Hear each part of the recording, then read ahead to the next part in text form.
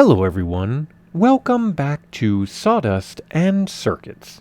Today we're looking at small vices, including a few 3D printed designs I made myself, to answer one simple question. Are tiny vices actually worth having? If you enjoy custom builds, tool reviews, and 3D printing projects, consider subscribing. Let's start first with the cheapest option. This little vise sells for under $15 on Amazon. Can you really get a usable vise for less than 20 bucks? Let's find out. Right away you can tell that this was built to a budget. The body is cast metal with a thick coat of paint. It claims that it can clamp up to 2 inches, but precision clearly wasn't part of the design goal. There's quite a bit of wobble in the moving jaw. Depending on what you are doing, this might or might not be a deal breaker. The upside is it's steel, so it should survive being tossed around the toolbox or workbench. Let's clamp onto a few things to test it out.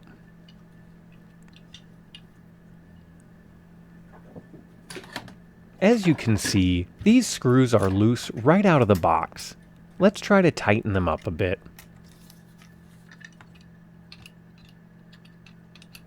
I don't know if it comes through on camera, but these are either shallow tapped or the screws included are too long, but this is very tight.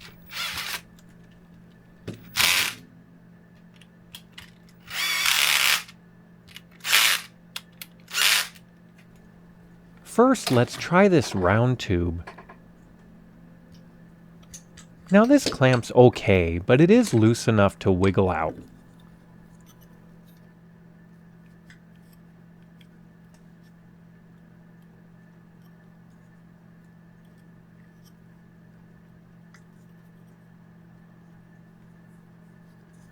Next, let's try this square piece of wood.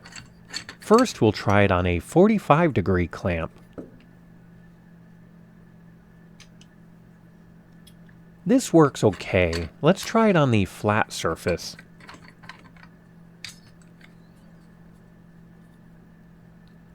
Now this seems tight enough, but you can really tell that this vise was not built very square, and if you were drilling holes, you might have it drill at a slight angle.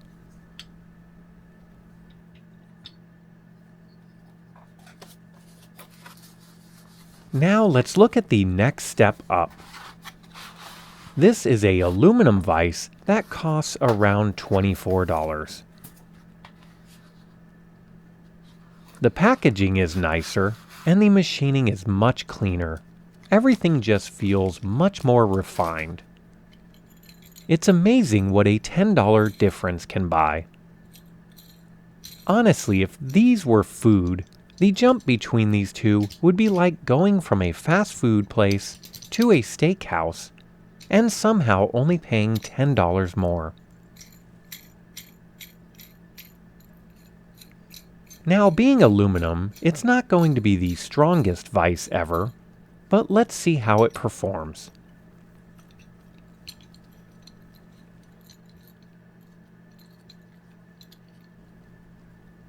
Immediately, this is tighter, straighter, and much smoother to operate.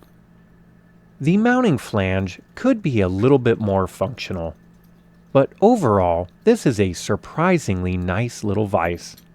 Small footprint, good build quality, and plenty capable for hobby work.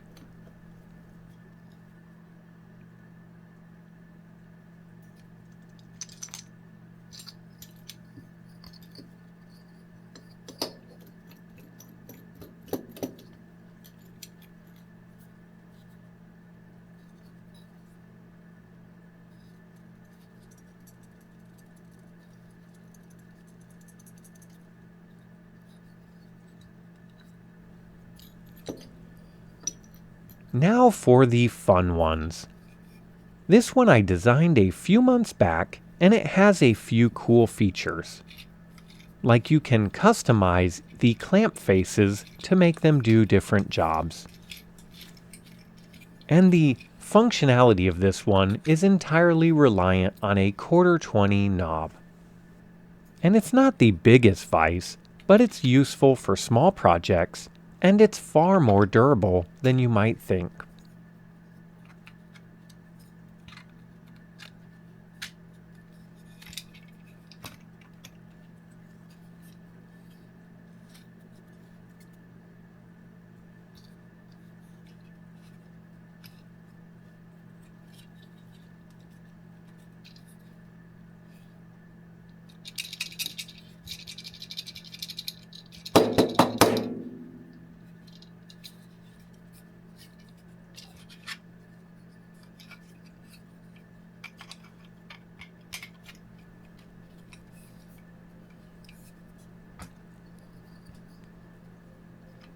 Now here we have a handheld vise that I designed maybe a year ago.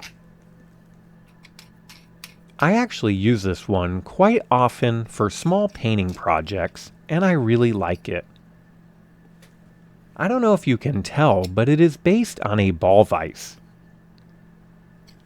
The main challenge with this one was creating a smooth slip fit for 1/25 or 1/8 inch dowels. I went through multiple revisions trying to print the holes accurate enough, but eventually I accepted the reality and reamed each with a drill bit. It just seems like the accumulative error from stacking so many layers creates just enough misalignment to add friction.